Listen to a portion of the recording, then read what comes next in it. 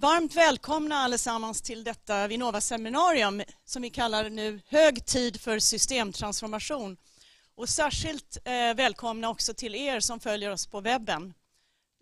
Ni kommer kunna se det här också i efterhand. Vi streamade både live och ni kommer kunna hitta det på vår webb i efterhand. Det här är andra seminariet i en serie som vi har här på Vinnova som heter Hög tid för, öppna upp för innovation. Och det fokuserar på processer som stärker Sveriges förmåga att möta stora samhällsutmaningar. Alla seminarier som sagt kommer webbsändas och jag kör intro nu lite grann på svenska, men jag kommer ganska snart nu gå över till engelska. This is a really amazing opportunity for us to have a speaker all the way from Silicon Valley. As some of you know, I spent 6 years as the director of Vinnova in Palo Alto, also based at Stanford. And as you can imagine, it was quite an amazing opportunity for me to meet really interesting people. Professor Banerjee is one of them, and my only regret is that I didn't meet him earlier during my stay in Silicon Valley. Professor Banerjee is a world thought leader when it comes to thinking about systems transformation. He was one of the pioneers when it also comes to design thinking and has been teaching now for many years at D-School at Stanford, but also around the world, helping governments and other organizations to get their heads around system transformation and what it really needs to take those big leaps that we so urgently need today, facing the large societal challenges. But before I leave the floor to you, Bani, it's also a pleasure for me to introduce our co-organizer for this event today from Sweden, Pia McLeland. Please. Thank you. My name is Pia McLeland, and we're so happy to co-host this with you at Vinnova. I work for a design foundation called Swede with an ambition to help transforming society into a more sustainable society with design tools and design methods. And we do this in many different projects. One of the projects that I manage with my team since 2016 is Förnyelselabbet, where we combine design methods and system perspectives, which we have come to think of as a very, very good way of actually achieving the sort of ways forward, the ways to tackle the difficult challenges that we have had.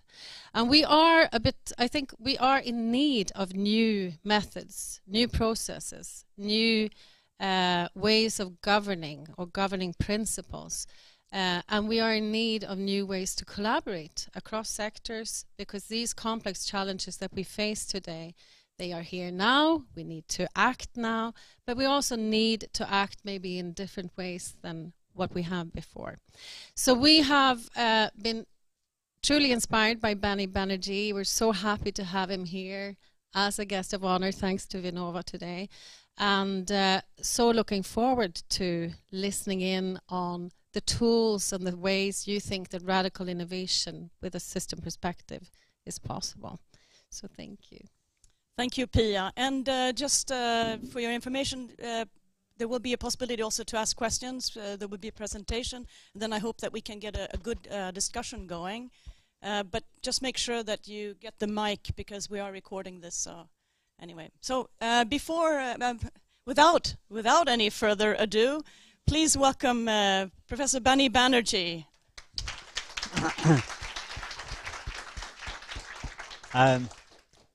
Thank you very much, and thank you, Pia.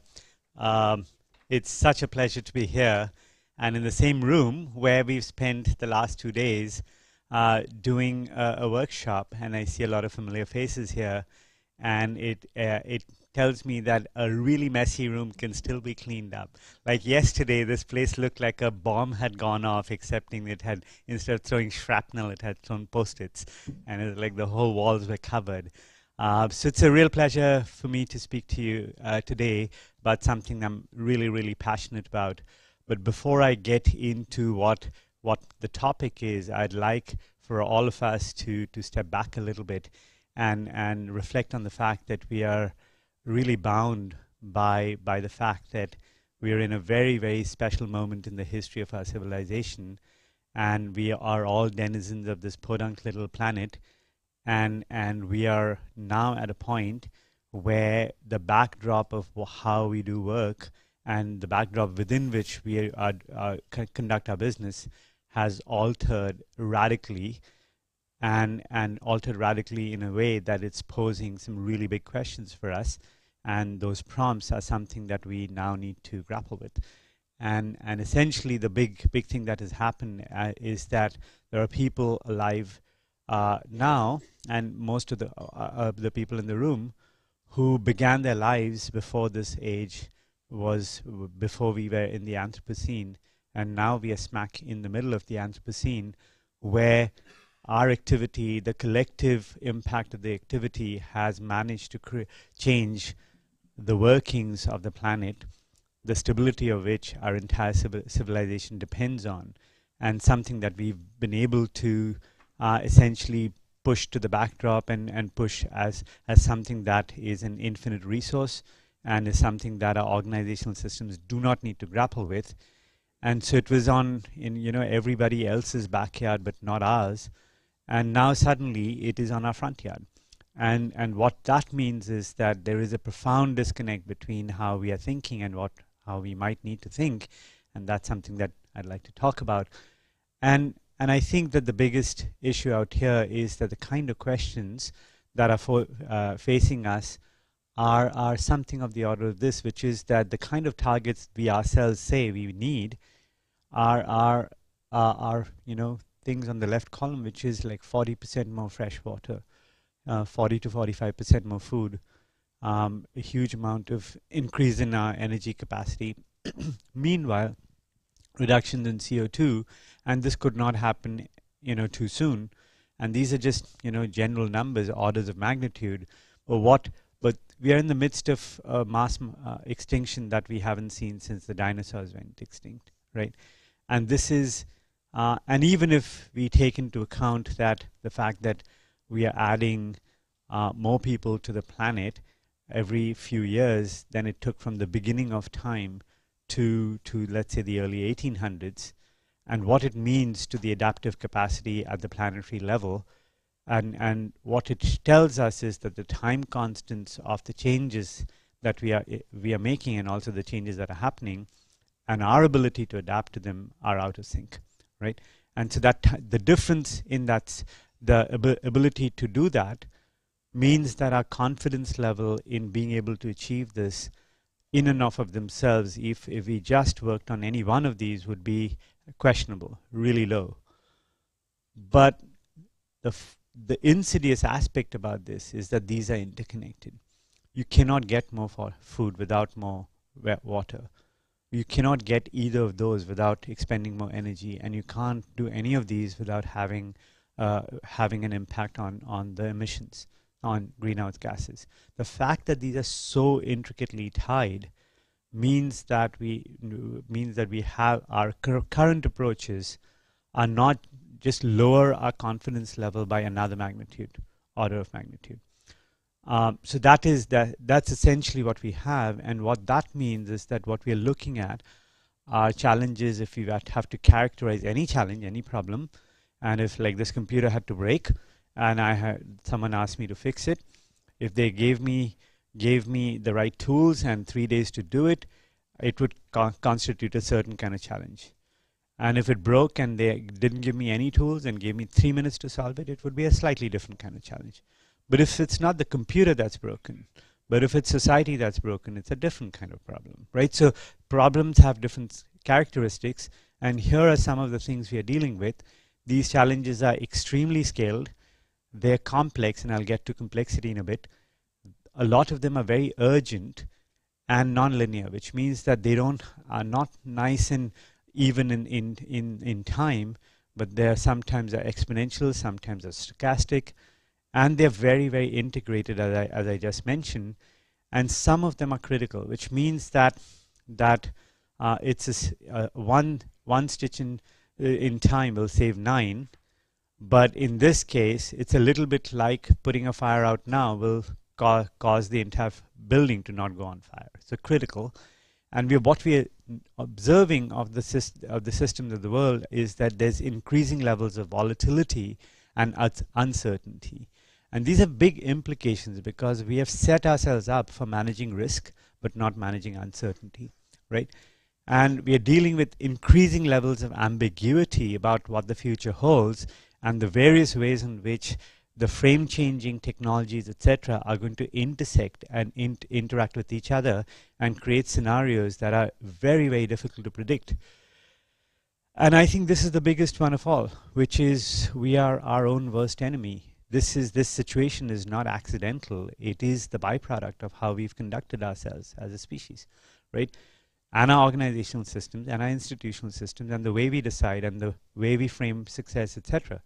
So if we are to address any of those, we can't really do that without asking some hard questions about ourselves and looking at ourselves in the mirror and going right down to the epistemological level or the ontological level. But these things are not happening one at a time. They're happening simultaneously. They're happening simultaneously, which means that this is an entirely different world order compared to the world order in which our organizational systems and our styles of thinking were crafted. So we place our confidence in one kind of thinking, but that kind of thinking might have been entirely appropriate in the era in which it was done, but it's very inappropriate out here because this is not even a super wicked challenge. That's actually a term. That's a technical term. A wicked challenge and then a super wicked challenge. This is a hyper wicked challenge. This combination is at a planetary scale, right? But what is the stylistic frame that we have? We love to do something. We gravitate towards that which we can understand, that which we can act on, and at the cost of that which might actually be the right thing to do. And complexity is something that we fear. And we fear it because of the degree of determinism that we've brought to our thinking, that unless we have hard edges around something, we relegate it to something that we cannot be done. And that is the thing I would like to contest. And contest it in this frame, which is that we are at a wicked fork. This wicked fork means that we are here and we are headed somewhere. Now, if where we were headed, we had reason to believe that that was a desirable direction, but there was threats to the desirable directions, then we would actually just have to create moats around the influences that we're contesting our confidence in a desirable future.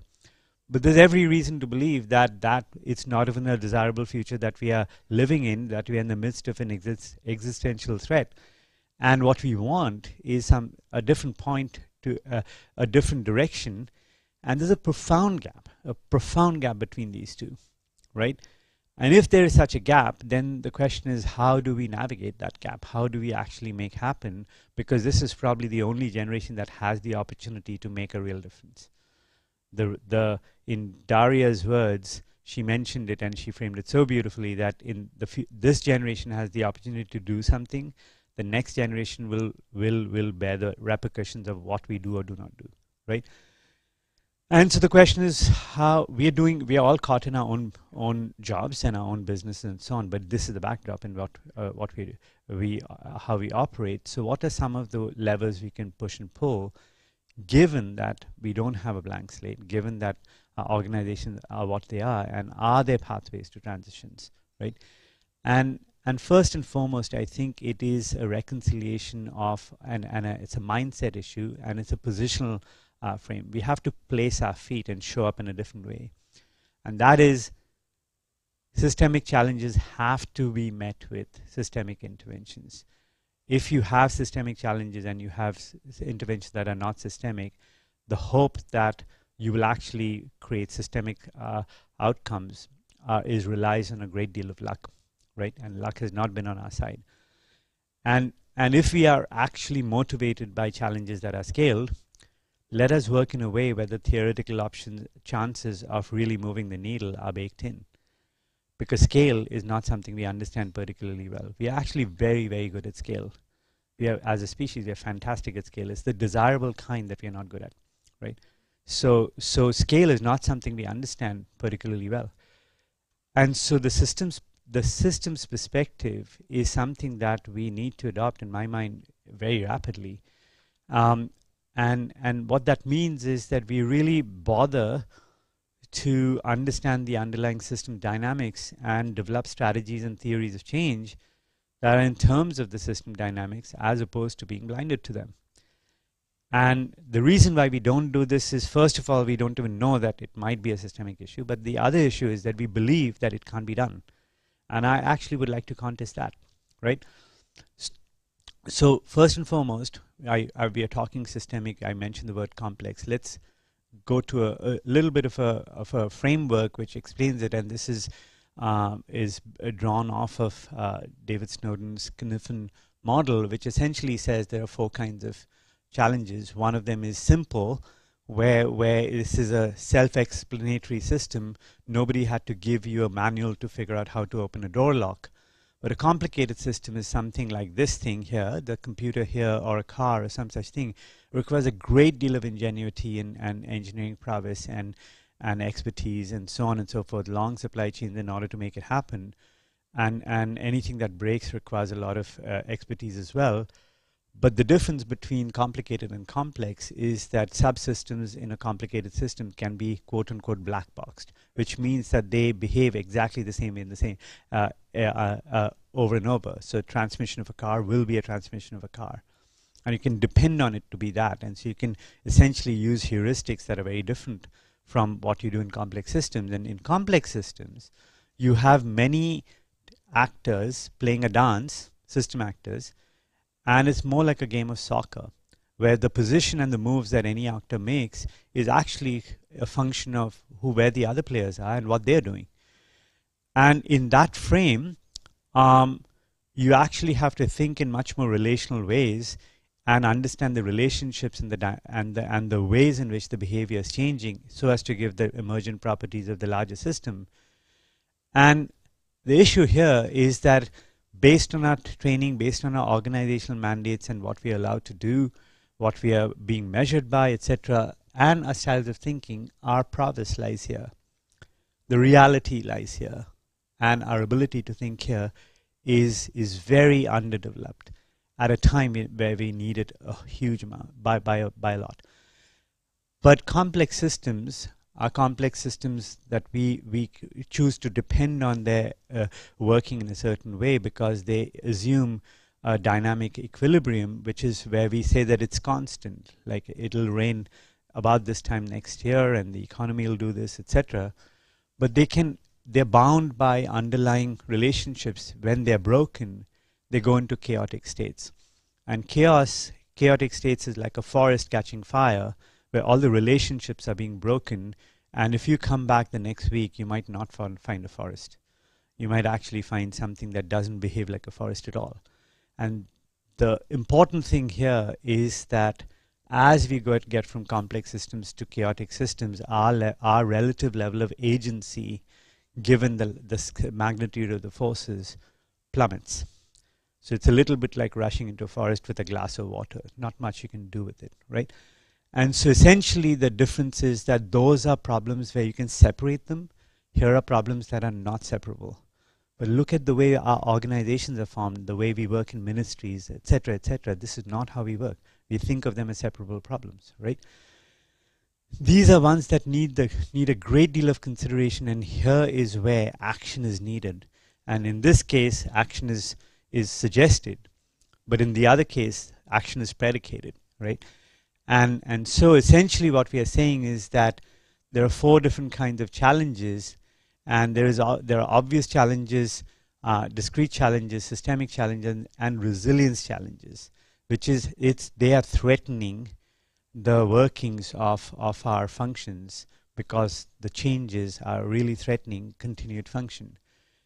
Another point I'd like to make is that if you have any scale problem, by definition they are in the complex regime. There is no scale problem. Even if you want to lay a fiber optic cable, undersea fiber optic cable, or send a satellite, it might look like a complicated problem, but in reality, it's a complex problem because it's unleashing forces that are changing many things, right? And we tend, if we treat it as a complex problem, we are just putting blinders on the implications of putting it in there, right? So what we are doing is essentially looking at a really complex web of realities, and there is just one system. But we choose to look at them through disciplinary lenses, which gives us a certain sophistication of thought, but it also blinds us to what the system really is, because we are looking through a very narrow slit. And the system has absolutely no respect for our disciplinary boundaries. That is what we bring to it, right? It absolutely has no, but that's where the game is. That's where we need to work, because that's where the things are breaking, right? And so that brings us to some very fundamental differences in the way we operate. Collaboration is something we need to know how to do, but collaboration is where we remain within our expertise, and we essentially agree or negotiate the boundaries. And that is fundamentally different from co-creation, where we are essentially not defining it in terms of our expertise. We are actually putting the problem in the center with all its complexity and integrative aspects, and we are surrounding it and working in post-disciplinary ways. And that what that allows us, from a theoretical standpoint, are epistemological possibilities that rise above the plane of our current epistemologies and offer us solutions that would not be possible otherwise. There are different classes of solutions that become possible, that are impossible to do unless you do this, right? And so why is one doing it? Is because it is the parallax of the view that tells you what the reality really is. Within a disciplinary view, it's a monological dialogue about what the diameter of the circle is. And it's only when you're surrounded by different perspectives that you get a sense of what the larger beast is. And so but we are so used to essentially discounting a view that comes from a different epistemology and say that they don't get it, right? Because we essentially have our own religion. And so this is something that at a process level becomes really, really important. So if we are to innovate, and innovation is something that is in such dire need, not only innovation, but innovation of an entirely new order. And the way we would define that then is there are the normative modes, but we want to outperform them by a very, very large margin in order to drive completely new outcomes and behaviors and paradigms. But what we are after is bringing about system level change, and changing the trajectory in which the system is going. So it's not just one slice in time where we've achieved the outcomes and everything crumbles after that, but a quest for self-healing systems. And if that's true, then we need some methodologies. And we have at Stanford Change Labs, we have been essentially very collaborative with so many experts around the world. And essentially, we've been treating entire disciplines as jigsaw puzzles and piecing them together. And this is one approach, and there are many, many different approaches. But this is a systems innovation approach, which we call systems acupuncture. And the philosophy of systems acupuncture is that, given the magnitude, scale, and the urgency of the issue, brute force methods are simply not an option.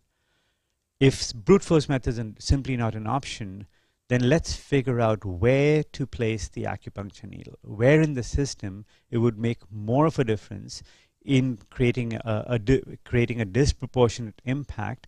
And if we are to intervene in the system at that point, what is the nature of the intervention so that the ripple effect through the system will get you the kind of combined outcomes, but in a systemic way, that it will actually remain that. So that is the quest, right? Particularly when scale and urgency and multi-objective and multi-stakeholder, frames are kind of a given and are inescapable. And so the way to do that then is to not say we are just going after outcomes. What we are really going after is a new way for the system to behave, so that the natural byproducts of it are the outcomes we like, right? And that's quite a subtle shift, but a fundamental shift. We are actually now looking at how the system behaves. And this is not how even the health system behaves. If you go to a doctor and you have a bruised ankle, if he's an orthopedist, he's going to look at the bone, right? So, so what systems acupuncture is and this is a growing field for us, is a innovation, just as human-centered design and design thinking is a really beautiful process, but at the intersection between a system and the human, and that interface is something design thinking, those tools do really well. This is looking at what are the system level dynamics and how it can be innovate at the level of the system, the larger system. And so there's a theoretical framework and a tool set, etc., but they integrate many different components in a very combinatorial way. So design thinking is baked in there, but we are looking at a larger scale. So we are looking at the larger drivers of system, and so there's a scale architecture there. There are some theoretical constructs that come really handy. Resilience theory is like why things come together, why things change, why things break apart, how to change them. And there's a theory around leverage points of which parts of leverage are more which type of intervention is more leveraged than the other. There's some theoretical basis. And theories such as economic complexity, theory of economic complexity, which is Ricardo Hausmann's theory, which basically says if you have economic complexity, then the kind of growth you see is different from if you had monological frames. So, or like essentially segregated economic silos. And so there's a really strong theory out there. And then, of course, we say that the technology aspects that we love so much is actually the easy bits.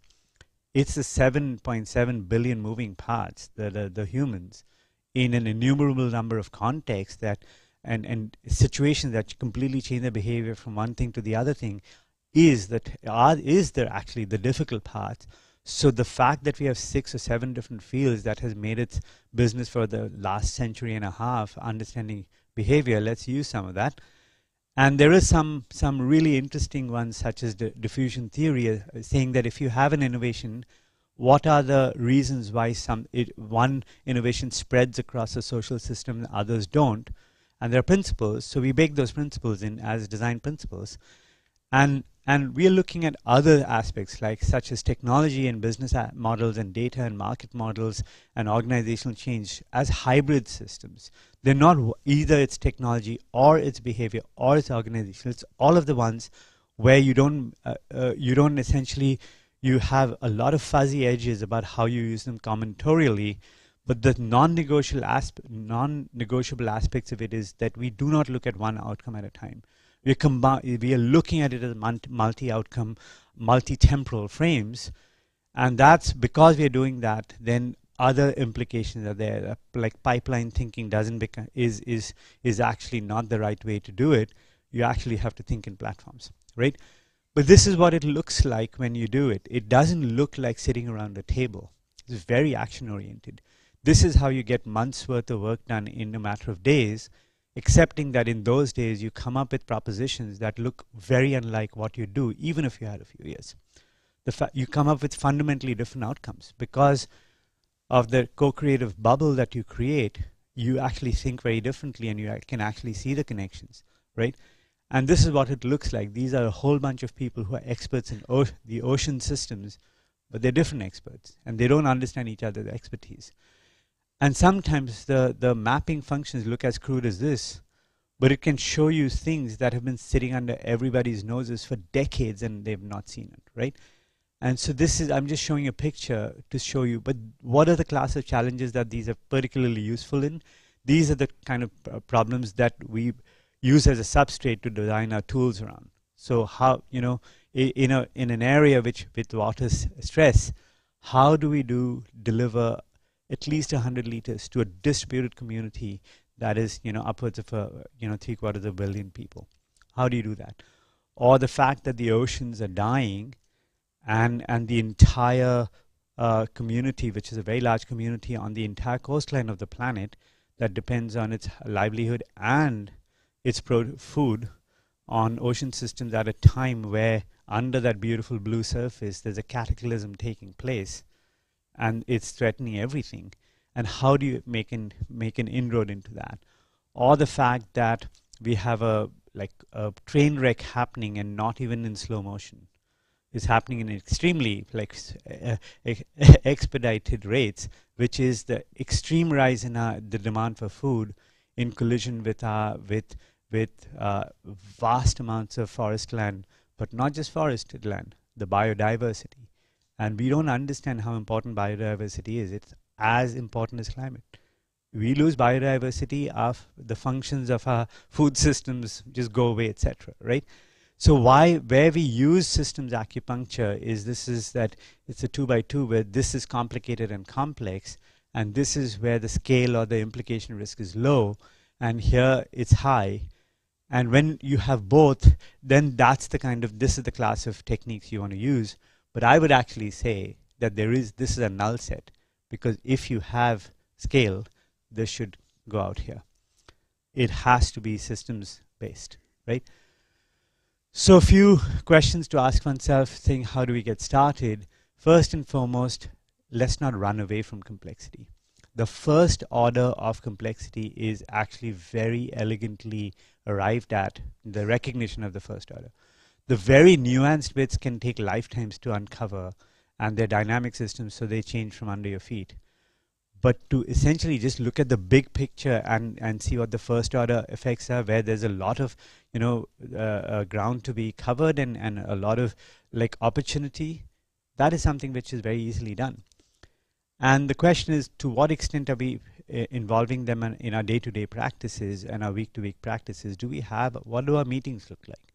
What do our decision frames look like? What are the questions that bosses are asking their subordinates to do during when they do their presentations? How are we organizing the way we speak to our stakeholders, right?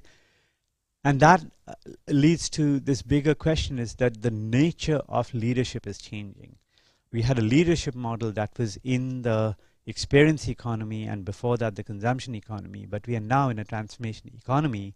So the leadership models themselves need to now adopt the frames of the current era, which is about how do you transform systems. And this is a growing frame of leadership, and I work very closely with the World Economic Forum. I sit on the Global Futures Council for Systems and Platforms, and we work on new models of leadership. And then what are the structural and organizational changes that need to happen so that people who have all the intention are not trapped and the agency is not stripped from them, and the organizations are actually restructuring themselves to actually make it happen? And how can we actually create initiatives that are the substrates for this kind of thinking? So rather than saying, let's build capacity and then we'll figure out what to do, let's figure out what to do and build capacity meanwhile, right? Is you flip it, right? And then we are saying that the platform model is super important. So this is us helping the UN to create a template for the SDGs innovation platforms at a national level. And the question is, what do those platforms look like? And this is one of the first ones in Armenia that was created under the Prime Minister's office. And that brings us to this question of what should platforms do? Such platforms. And we've been thinking a lot, because we've been doing so many platform level work, and we believe that there ought to be a model. It's not something that you need to have to, there are different kinds of internal combustion engines, and a 4-stroke engine looks different from a 2-stroke engine, and a 6-cylinder is not quite the 4-cylinder, but there is the notion of an internal combustion engine.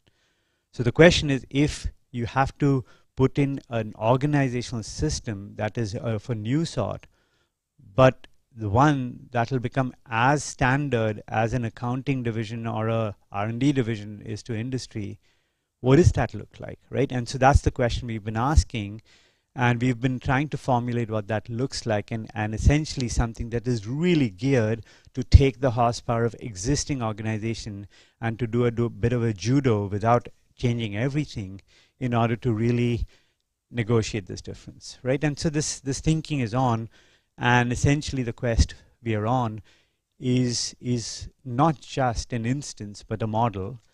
And of course this model is not a pick and place, so it'll have to be wrapped in a process where it'll get contextualized and express itself in very different ways.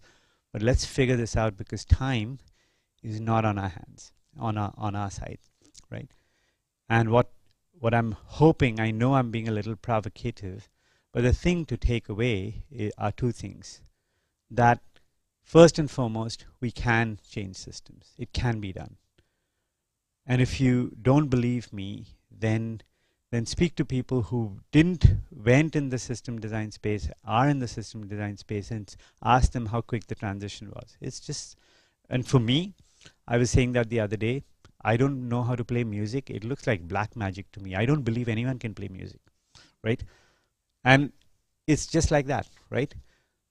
But meanwhile, there's actually a different aspect, which is we must change systems. This is not an option. So this is actually it's a shift at a philosophical level, whether this is an option and we're giving ourselves an out, or are we holding our feet to the fire, right? So I'm going to pause there. Thank you.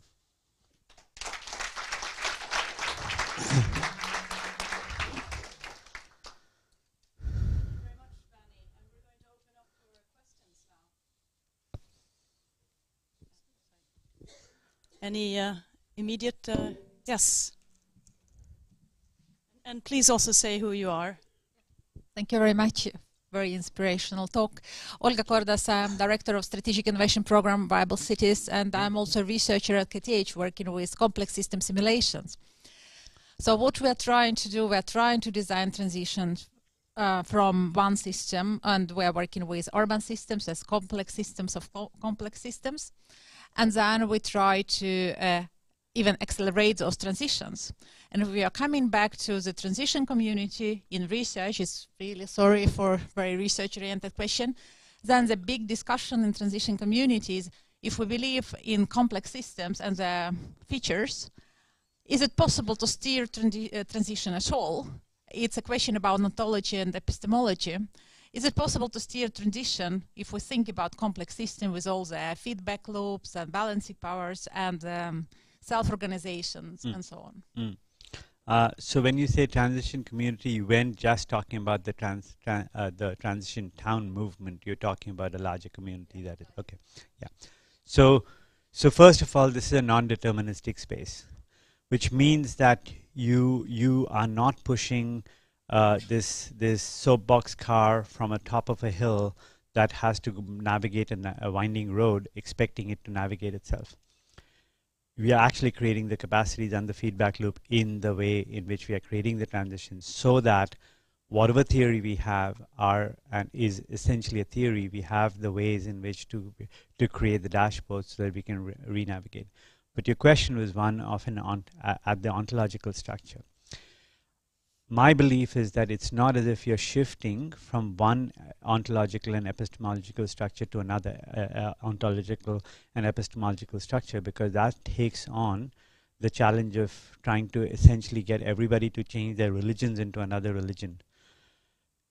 I think the processes that we have are essentially about creating multi-epistemological and multi-ontological spaces, where for a moment the process allows people to see what their places are and what the possibilities are, but also exit knowing what they can do with a higher theoretical chance that their actions are going to lead up to constructive interference, which the waves are actually building on top of each other, rather than destructive interference where they're cancelling each other out. And the thing is, are you guaranteed that? And the answer is no. What are you ever guaranteed? But the thing is that you might not actually, might not, if you're running on a hiking trail, you might not know exactly where the turn is coming.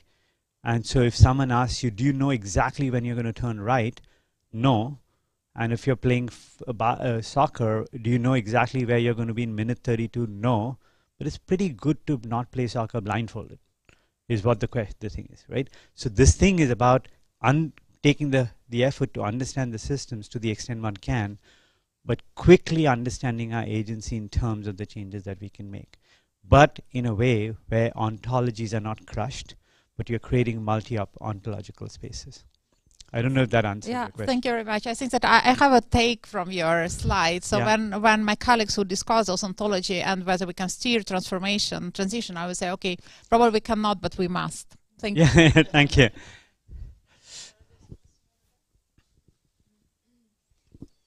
Hi, I'm Per Olsson from Stockholm Resilience Center. Thank you for your presentation. I have a question. I want to hear your thoughts on the issue of the transformations. Usually, if it's a real transformation, it has a build-up of something new, but also a breakdown of something that doesn't work anymore. Yeah. And I sometimes, and as you said, we need a rapid change, and that means that the breakdown has to happen faster than historical transformations that we made. So I wonder how is your framework, the system acupuncture, dealing with this sort of the kind of pushbacks that can come from the system that don't want to change, and the capacities around that. So, so really glad you asked this question, and that is where resilience theory comes handy. And by the way, we discovered each other this morning. We realized that okay, we are authors on the same paper, and we had never met in person, and we are both connected to someone who works very deeply with resilience theory. And what resilience theory tells us is that all systems accrete resources and become organized systems. Some organized systems are very resilient, like corruption is very, very resilient, and other things are very brittle. And in order to change, you need to catch it when it softens, or do something to soften it. And so, like for example, Arab Springs happened, and Arab Springs happened with a technological affordance that allowed people to self-organize in using Twitter of all things, and essentially spinning up to the point where an extremely repressive regime fell. So that was it was an attack on a system, and when it's brittle, it can break down really quickly. So part of the action is how do you break down that system? But because there is nothing to replace it with, now the system is going to come back with the knowledge of what took it back down. So it's going to build a defense for it, right? So part of the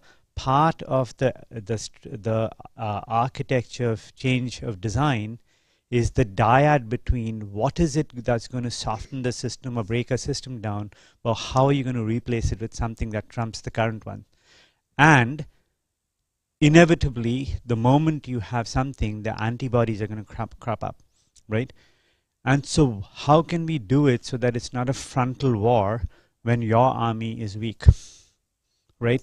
So what can you do? And part of it is in marketplaces and so on, where we look at private sector interests completely orthogonal with what is in public interest, or the commons with no voice for them, whether the commons, the air, the water, the oceans is not a part of the mainstream economy, so nobody speaks for them. The economy doesn't speak for it. So then the question becomes, how can you create value propositions for standard players that trumps the current value propositions, but gets them to do something that outcomes that are good? Case in point, working with that water problem, we found that in India that there is monsoons and there's a lot of precipitation, but there's been so much deforestation that the land doesn't hold the water, so the perennial rivers have all gone subterranean. Water table is dropped because the rate at which water is being withdrawn is far in excess of recharge rates. So capturing water and low flow ways of doing irrigation is actually a really important thing. Try to convince a farmer who doesn't even know if his crop is going to survive and is food insecure, let alone cash insecure, to spend on a water conservation system. It's not even a starting, it's like a non-starter. So you go knocking on the telecom industry's door and say, by the way, we hear that your customer retention rates in rural markets are really low. Why is that? They said, funny you should ask. We just spent a lot of money on these consultants who gave us a deck that's kind of useless, but we lose 98% of our customers there every 2 days. Think, really? Why do you do that? Well, everybody's buying 3 days worth of minutes at a time, and whoever happens to be cheaper gets the business. Oh, what would it be worth to you to get more customer retention? Says, you have any idea what the latent size of that market is? If you can do that, name your price. He says, welcome to the water business. Because if we can get some technological way in which to measure what they're doing and tie incentives to it, then you now have loyalty to that program, because that incentive is going to go away if they change plans. So you're essentially creating win-win opportunities. So that's the other way, right? How are we doing on time?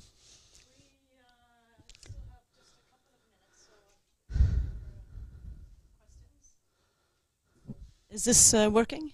So Bani, I mean, what you've been drawing out here is extremely interesting, and but also very complex. And just thinking that maybe there are some people here coming from different organizations still thinking like, how do we start? What is this nexus? Is that a new department in our organization, or what is it that you really mean?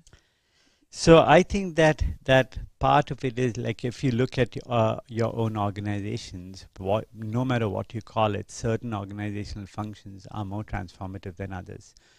Some ones are more operational, others are more strategic, and the strategic functions essentially drive the actions of the operations, more operational components of it. But if you actually create a more strategic function, ideally not inside any organization so that it can get subsumed by the culture, but on the edge of the organization, ideally allowing for co-creation with agencies unlike yours, but with a highly strategic function where there is it's a very aggressive mandate saying how can we create new paradigms and create systems of the future and create disproportionate advantages for ourselves and for these outcomes. What might they look like? And that's a function. So essentially you're saying that your profile of what you're doing is a portfolio where certain places you've sunk so much cost or you're bound by so many organizational constraints that you don't rock the boat there. But that doesn't mean that some other part of your portfolio is not where you're essentially future-proofing yourself by creating something genuinely new, and perhaps with strategic partnerships with people you'd not dreamt of being in strategic partnerships with.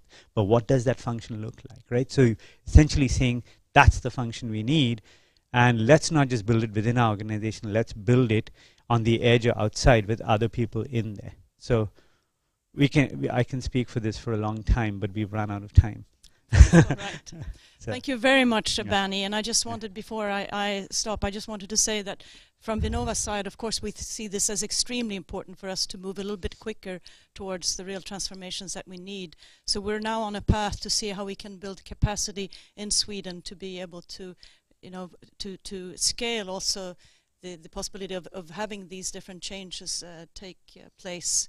And hopefully also, as you so eloquently say sometimes, I've had the pleasure of spending the last days now with Bani in all sorts of settings, but you also usually try to remind us that it's not just for Sweden that we're doing this. We can actually have a disproportionate effect on what's happening in the rest of the world, and we really mustn't abdicate from that role. But again, please join me in thanking Bani both for giving us a very serious message, but also giving us a message of hope that there are ways that we can, routes that we can embark on to actually tackle these big challenges. Thank you very much. Thank you. Thank you.